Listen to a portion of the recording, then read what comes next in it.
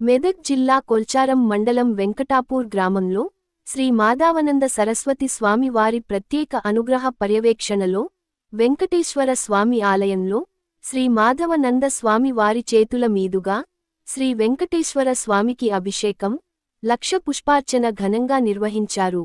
అనంతరం మాదానంద స్వామి మాట్లాడుతూ భక్తి భావంతో దైవ మార్గంలో ప్రతి ఒక్కరూ నడుచుకుంటూ సంప్రదాయాలను పాటించాలని అన్నారు. ఈ కార్యక్రమంలో ఆలయ ధర్మకర్త పట్వారి ప్రసాద్ పంతులు, ఆలయ పురోహితులు శ్రీనివాస్ శర్మ, కృష్ణ శర్మ, బందర్ పంతులు, గ్రామ ప్రజలు, యువకులు పాల్గొన్నారు. శ్రీ లక్ష్మీ వెంకటేశ్వరాయ నమః.